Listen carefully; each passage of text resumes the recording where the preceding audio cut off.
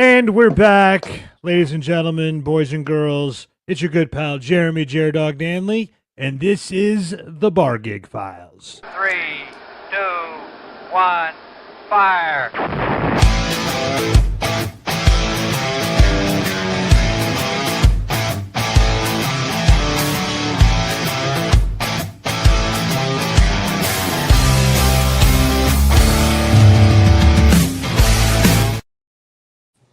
We've got an awesome guest. I'll call him a guest host today. Hey, all right. Gig Files. Yeah, you like that? Right there on the cover of America's Best Bar Comics. Let's have a round of applause for Derek Luna. Yeah. Bar Comedy USA superstar, host of the World Series of Comedy. We'll talk a little bit more about that as we go along. Derek's also going to be at Bucket's Second Round Pub in Racine, Wisconsin this Saturday, February 14th. Big Valentine's Day show. And you're one of the road warriors, dude. Like Derek goes coast to coast. What's the name of your vehicle? The Crow. The Crow, yeah. It's a black Chevy Equinox, and I call her the Crow, and she's got an attitude. She does. How so? I mean, she's murdered a whole family of raccoons. I hit a deer one time, and I got out to check on the car and make sure, that the car was okay. And she was like, "Get back in, you effing pussy." It's like, hey, calm down. But she's got over 300,000 miles on her. So, yeah, I've been everywhere in her. We crossed the Rockies last weekend for the umpteenth time. Yeah, I love it. I love being out on the road.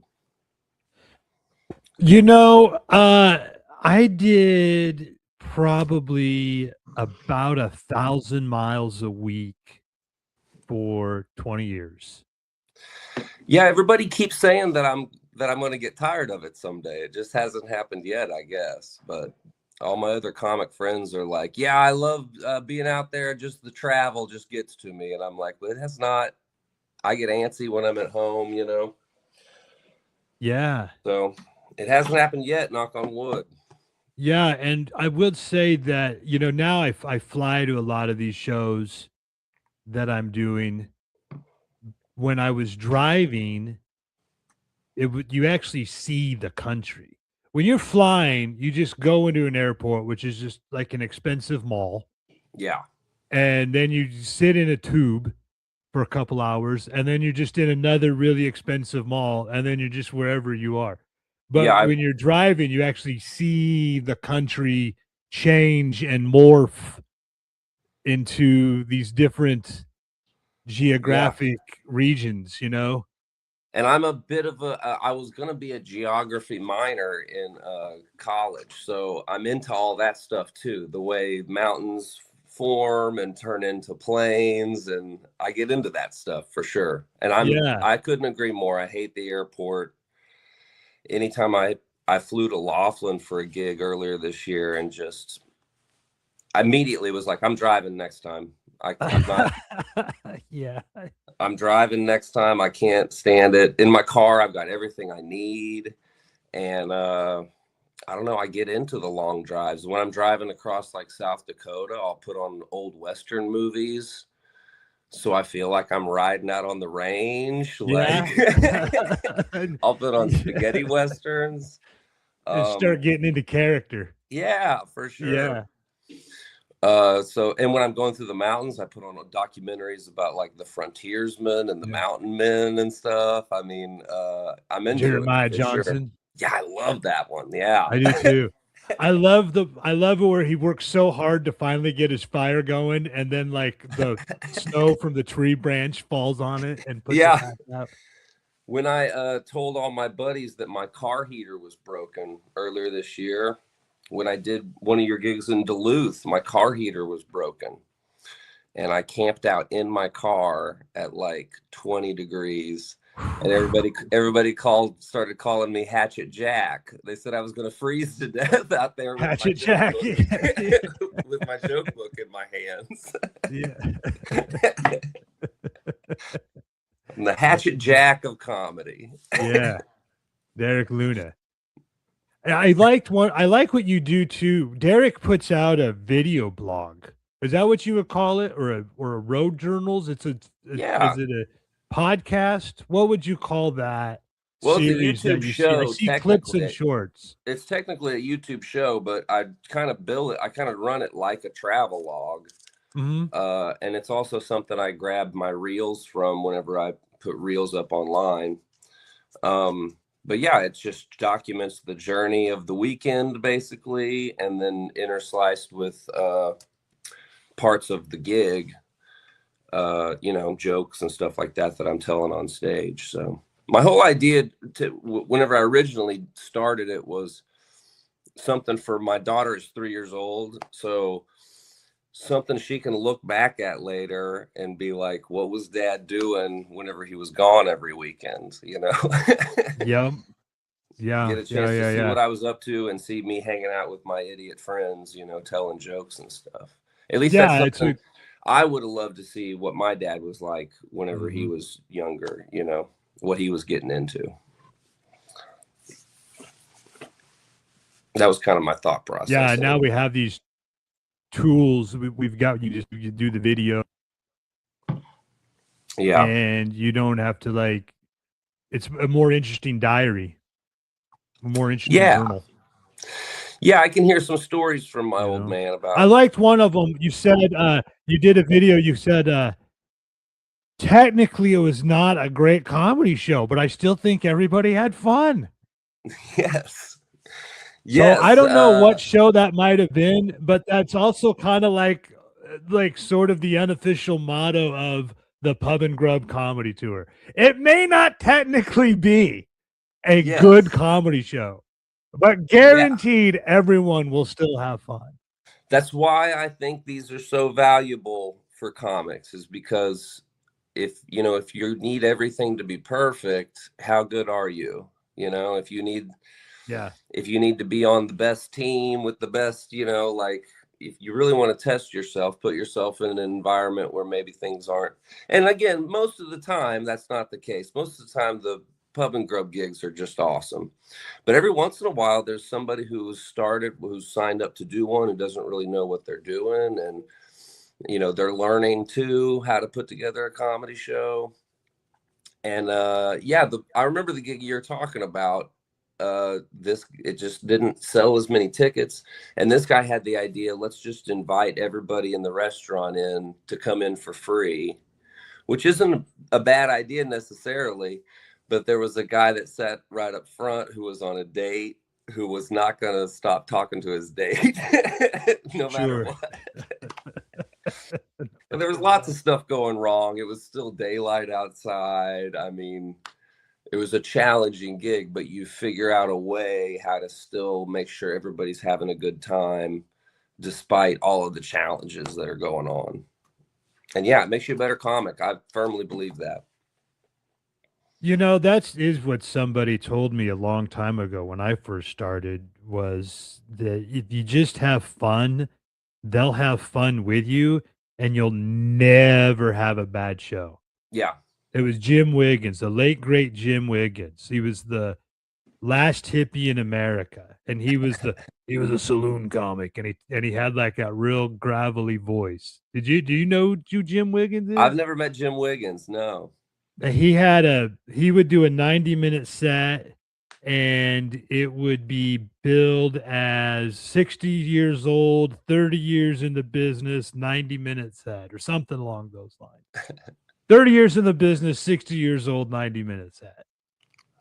And I think the opposite is true too. If you're not having a good time, then nobody else really has a chance to have a good time. Correct.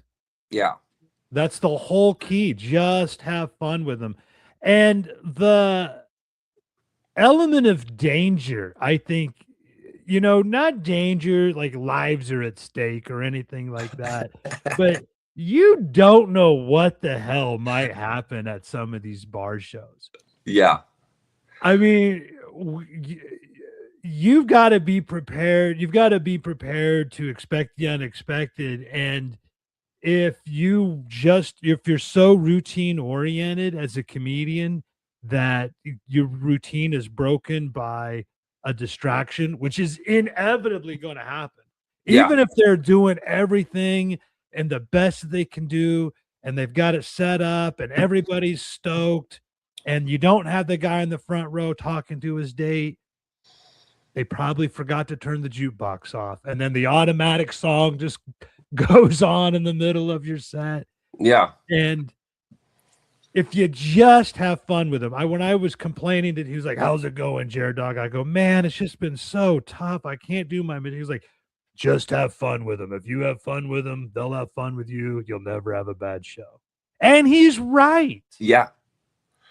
Yeah, I've had gigs where the audience really won't let you do material. You know, they're rowdy, and you've come with all these jokes that you want to do, of course, and you have to just kind of get over the idea that this crowd is not wanting to hear, they want to interact, they want to, they want to suggest things to talk about, like they're just in this different vibe, and I've had to just be like, okay, you guys, this is going to be a different show than what, the other shows are. I'm going to take this left turn, and I'm going to spend the next 30 minutes doing this. I had this 30 minutes in mind for this section, but now this thing happened, and so now this is what's going to happen. Yeah, it goes off in a whole other direction, and that's what I mean by the element of danger. Is like you don't know where that could take you. You might not be prepared for it. It could tank whatever you come up with. You're walking a tightrope. Yes. And I think that is the beauty of live entertainment to begin with. If you want perfect and polished, you could stay home and just watch Netflix and watch a streaming stand-up special that's been edited well and it's been produced perfectly and all of that. But what the beauty of any live entertainment at any time, actual in-person live entertainment, is the fact that it's vulnerable to anything could go wrong right now. Yeah. Even if you go see a play or a big production, a light could fucking fall down. Like anything could happen. And I think a lot of times people are on the edge of their seats waiting for that thing to happen. In a bar, you got alcohol involved, and you're also up there presenting it conversationally. When you're talking, when they go, we don't, you get the vibe that they just want crowd work, but they don't even know to tell you, we only like crowd work here. They don't even know those words. They don't know any of this. So it's like you have to disguise your material as crowd work or as audience interactive. Yeah, I can't say how many of these bar shows people have never even been to a stand-up comedy show before.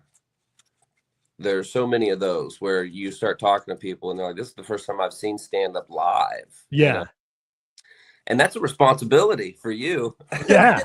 You're the you're the representative of the entire industry now. Yeah, definitely. But yeah, the element of danger. And then I've said it before, if you do enough of these, you got to be careful, because you'll go back to a comedy club and it'll start feeling a little boring. I've had some of my friends who don't do a lot of these bar gigs they get distracted by like the check drop, like things like that in a comedy club. Yeah. And I'm like, man, unless you drop a whole tray of beer in front of me, like I'm just moving to another side. Like I barely noticed some of that. Yeah. And even then, if you drop the tray of beer in front of me, I'll probably pick one up and start drinking. Yeah. This is the next 10 minutes is just talking about this, like that's right. Just rolling with the punches. And sometimes I would go into comedy clubs, and like you said, it can seem a little boring because it's so controlled, which is great. And you can just absolutely murder, and you do a little bit less time. Yeah. But when you do get into the situations where you might be doing some crowd work, or I had this show in Plano, Texas at the House of Comedy there, and I don't know if you were there that night.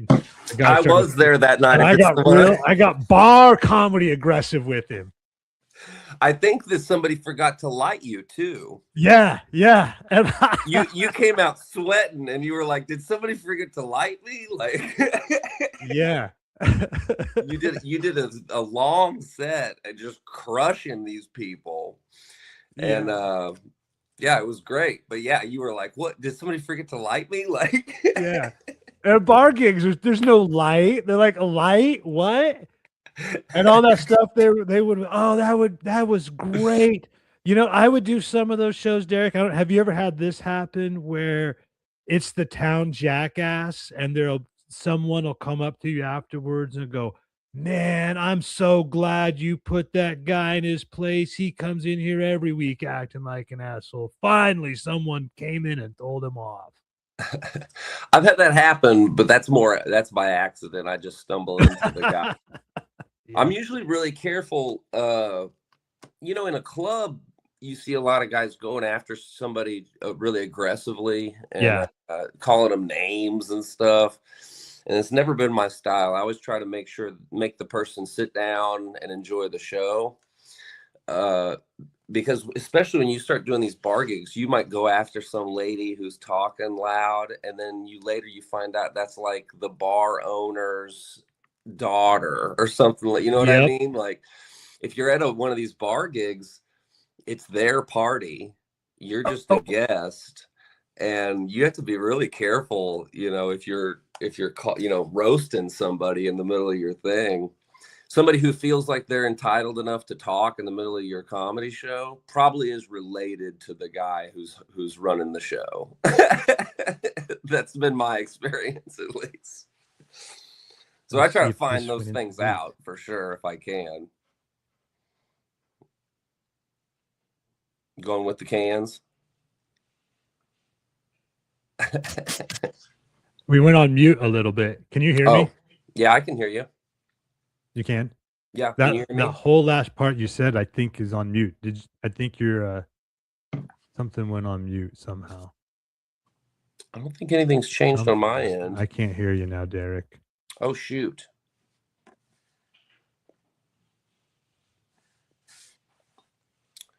Shoot, everything looks fine on my end.